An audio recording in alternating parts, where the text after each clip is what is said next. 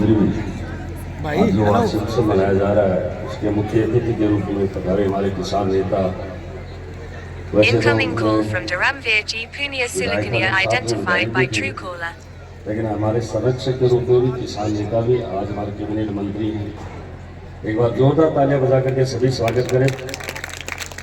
महिला तो कई दिनों आज मिली क्यों रोज मिलना टाइम था तो बातें ही करें आपने मैं सुने नहीं हुआ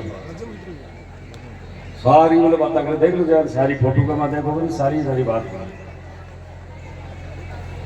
तो आदरणीय हमारे मंत्री जी हमारे साथी पवन जी मावड़िया जी जिला प्रमुख अश्विनी जी हमारे साथी दरिया जी सभी महिला मोर्चा के सभी भारतीय जनता पार्टी के सभी पदाधिकारीगण सभी सरपंचगण पंचायत समिति सदस्यगण पूर्व और वर्तमान सभी जिला परिषद सदस्यगण और हमारे साथी नरेंद्र जी और उनके प्रिंसिपल और प्रिंसिपल महोदय के साथ सभी कर्मठ साथी अध्यापकगण माता तुल्य महिलाएं पिता तुल्य बुजुर्गों दोस्तों और बहनों सभी हमारे पत्रकार साथीगण और प्रिय विद्यार्थी मैं आज के इसी सभी कार्यक्रम में सभी जो गार्जियन अभिभावक पधारे हैं उनका सभी हार्दिक स्वागत करता हूँ अभिनंदन करता हूँ और जिले की ओर से आदरणीय मंत्री जी का पुनः हार्दिक स्वागत करता हूँ अभिनंदन करता हूँ। आज ये जो विद्यार्थी बैठे हैं ये देखो विद्यार्थियों से पूछ रहा हूँ मैं अच्छे कौन कौन बनना चाहते हैं जल्दी बैठो भाई जल्दी बैठो बैठ जाओ जल्दी। विद्यार्थी अच्छे कौन कौन से बनना चाहते हैं हाथ खड़े करो देखो अच्छे कौन बनना चाहते हैं। अब बाकी हाथ नहीं खड़े किए पूरा बनना चाहते हो क्या अच्छे बनना चाहते हो तो सारी बात सुनोगे बोलोगे नहीं आप कौन नहीं बोलेगा हाथ खड़े करो सब कोई नहीं बोलेगा वो हाथ खड़े करो नहीं बोलना आप सारी बात सुनना 15-20 मिनट का समय हो रहा है हमारी मुख्य अतिथि जी बोलेंगे जब भी सुनना और अब भी सुनना और मुख्य अतिथि जी को सुन करके आप जाएंगे बस 2-4 मिनट लेंगे आप बैठो 10-15 मिनट का समय है और सभी से अनुरोध है कि वो सभी पूरा कार्यक्रम होने के बाद क्योंकि आपके बच्चों का कार्यक्रम है वार्षिक उत्सव देखो एक तरह से शीशा होता है ना शीशा दर्पण ये कभी झूठ नहीं बोलता शीशा में जैसे हमारा चित्र दिखता वैसा ही है विद्यालय के लिए शीशे के समान है दर्पण के समान ये विद्यालय में क्या क्या गतिविधियां हुई किस तरह के रिजल्ट रहे आपके सामने जो रिजल्ट रहे वो छुपे हुए नहीं एक ग्रामीण में ऐसा रिजल्ट होना एक बहुत बड़ी बात है जिसके लिए कहा नहीं जाता मत करो सांस्कृतिक कार्यक्रम भी और विद्यार्थियों का जो उत्थान मतलब आगे जाना और साथ में आगे जाने के पीछे एक कारण होता है कोई भी प्रतियोगिता हो चाहे पढ़ाई हो उसमें इतने नंबर लाना उससे पहले 2-3 बातें पहले होती हैं तो ही हो सकता है उसमें सबसे पहले स्कूल में होता है अनुशासन इन बच्चों के अक्सर गाना सब गा सकते नाच सकते हैं लेकिन इनकी छोटी सी बच्ची 10 साल की 5 साल की बच्ची का एक्शन और वो क्या कह रहा था कि 50 या 40 साल का एक व्यक्ति मनुष्य जैसे वो एक्शन कर रहा था शरीर के चेहरे के सारे वो इतना मतलब जिन्होंने भी इनको तैयार किया है वो बहुत ही धन्यवाद के पात्र जिन महिलाएं पुरुषों ने जो भी कलाकारों ने इन बच्चियों को तैयार किया बड़े ही धन्यवाद के पात्र हैं वो अध्यापक भी बहुत धन्यवाद के पात्र हैं जिन्होंने इन बच्चों को इतने दिन वाइड में नंबर लाने के लिए सहयोग दिया संस्था तो है ही है और मैं अभिभावकों भी कह सकता हूँ बिना अभिभावक के सहयोग के विद्यार्थी इतने नंबर नहीं ला सकते और मैं तो यहाँ तक कहना चाहता हूँ आप लोगों को जो अभिभावक आए वो महिलाएं सुने ये महिलाएं जो बच्चों के साथ आई हैं वो बात सुने आपके कारण से ये नंबर आ रहे हैं आपके कारण से आपकी बेटी बेटा आगे बढ़ रहा है क्योंकि महिला का सहयोग होता है पुरुष का नहीं होता क्योंकि पुरुष साथ शादियों में जाना घूमना एक माँ ही उसके पास सारे दिन रहती है स्कूल के बजाय ये महिलाओं को या परिवार को सहयोग क्यों जाता है नंबर लाने में ये बताता हूँ बच्चा जब तक शारीरिक रूप से मानसिक रूप से और सामाजिक रूप से तैयार नहीं है तो कितने ही पढ़ा लो कुछ भी कर लो नहीं नंबर आ सकते जैसे सामाजिक रूप से माता पिता का बड़ों का आदर सत्कार करना उनका कहना मानना ये जब तक विद्यार्थी में नहीं है तो कितना ही पढ़ा लो कुछ नहीं कर सकता तो इसमें सामाजिक विचार सामाजिक भी उत्थान है उनका और शारीरिक में बीमार व्यक्ति कभी भी नहीं बढ़ सकता शारीरिक रूप से विद्यार्थी नंबर लाने से खेलने से पहले शारीरिक रूप से मजबूत होना जरूरी है मानसिक रूप और मानसिक रूप से भी तैयार और मानसिक मतलब खेलों में भी कहा गया है कि sound mind in sound body मतलब स्वस्थ शरीर के अंदर ही स्वस्थ मस्तिष्क रहता है पहले स्वास्थ्य जरूरी है स्वस्थ होगा ही नहीं बीमार नहीं पड़ सकता स्वस्थ पड़ सकता है इसलिए खेल और व्यायाम भी बच्चों के लिए जरूरी है तो शारीरिक रूप से मानसिक रूप से और सामाजिक रूप से जब तक विद्यार्थी तैयार नहीं होता तब तक वो आगे नहीं बढ़ सकता। मैं तो अध्यापकों से यही कहना चाहता हूँ, बच्चों को पढ़ाने की जरूरत ही नहीं है।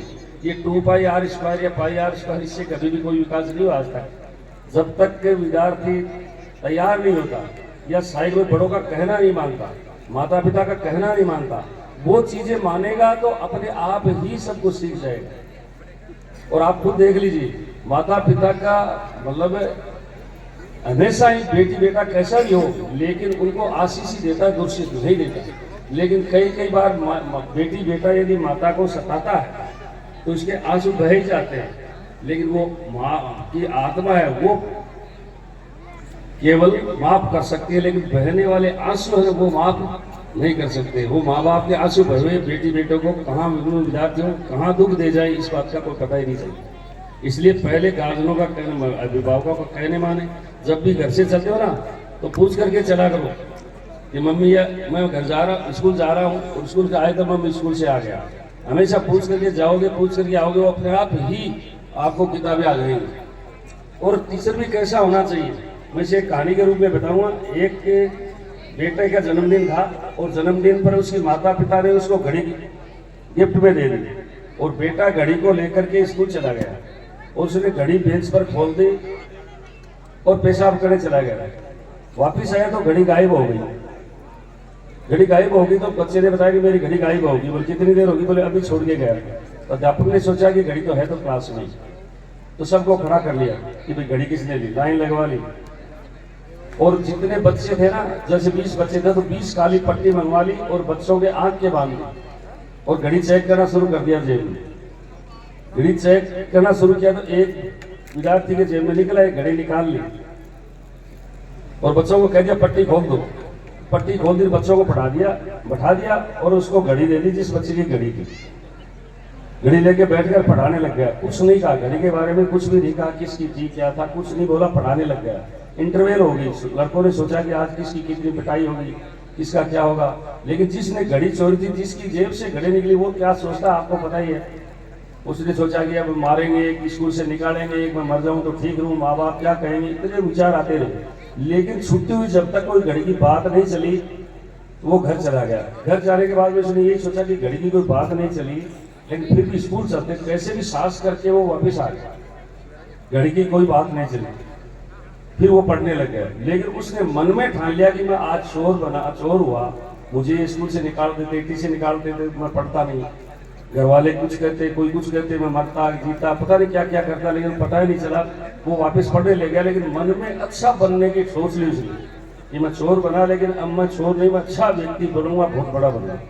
उसके बाद में वो पढ़ लिख करके एक बड़ा व्यापारी बन गया, पैसे वाला व्यापारी बन गया। तो ऐसे ही वार्षिक उत्सव था स्कूल में। अब स्कूल में वार्षिक उत्सव, अब आजकल मंत्रियों को, हमें नेताओं को बुला लिया, लेकिन उस समय क्या होता था कि पुराने टाइम में स्कूल के अंदर पंखे नहीं होते थे, फर्नीचर नहीं होते थे, तो वो दानदाता पैसे वाला होता था, उसको ज्यादा बुलाते थे। आज तो आर्थिक युग आ गया, तो वो क्या भी वही बच्चा जिसे घड़ी चोरी थी वो पैसे वाला बन गया था, बिजनेस चल रहा था। उसी स्कूल में उसको मुख्य अतिथि के रूप में बुला लिया और वो आ गया।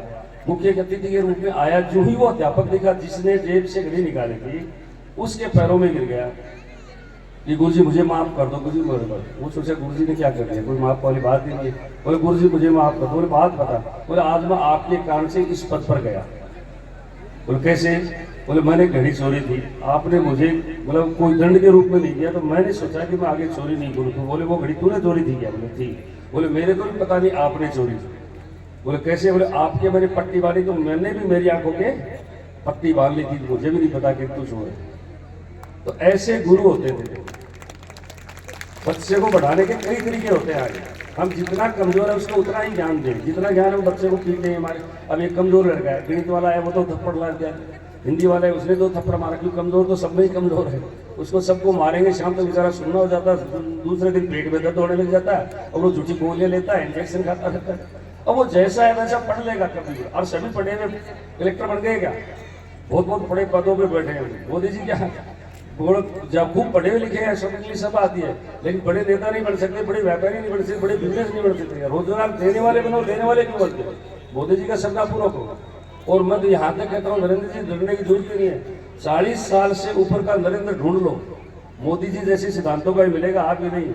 मैं मेरे लिए नहीं कह रहा हूँ कि आप कह रहे हो, मेरे लिए कह रहा हूँ। अब तो नाम पेट में कटा लेते हो कि बेटी जन्मी नहीं, बेटी होगी तो ये नाम होगा, बेटा होगा तो ये। पहले ये पंडित लोग बैठे ना, वो ऐसे नहीं थे, वो राशि के हिसाब से निकालते थे, इतने बजे इतने जन्मा, इस राशि पर नाम कढ़ाइए।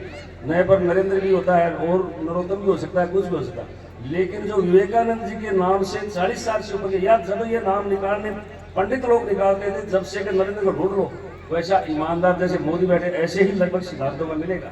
तो घबराओ मत, नरेंद्र जी के लिए बढ़ाई हो रही तारीख नाम राशि का।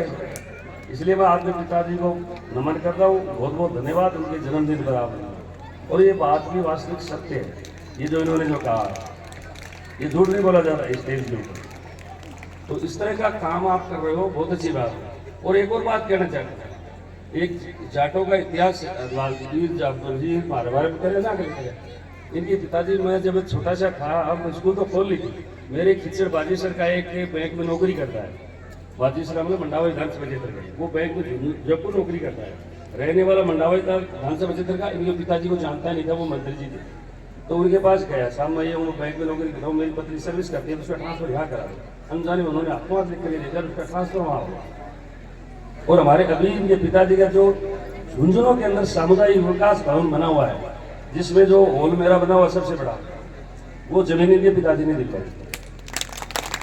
और उसके पास जो RSS वाली स्कूल चल रही है, वो उसके बाद में उनको पता चला कि झुंझुनों में ऐसी जमीन पड़ी है, वो उस समय दी हुई है। जो केशव आदर्श विद्या मंदिर चल रहा है, वो इनके पिताजी की दी हुई है। तो जो वो काम करते थे वो छुपे हुए नहीं है।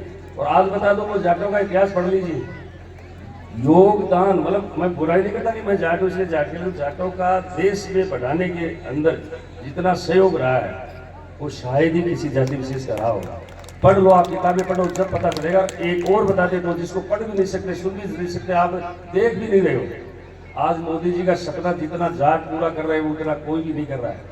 मैं आपको पहले बता दूं, जैसे शिक्षा का, शिक्षा सारी जाटों की है लगभग। कोटा चले जाइए, सीकर चले जाइए, झुंझुनू जाइए, ये भी जाट है। ये इतना विकास, आज वो बच्ची 51,000 रुपए लेके गई, ये संस्था नहीं खुलती, वो बेटी यदि 51,000 रुपए ले लेती, कितने परसेंटेज ले आती, तो मुझे बता दो ये स्कूल यहाँ नहीं खुलता कोने में, कि वो पढ़ने घर से इतनी दूर सीकर जयपुर जा नहीं सकती थी, और ये स्कूल खोलने से यहाँ 99% ले आई। ये योगदान है कि नहीं है सर?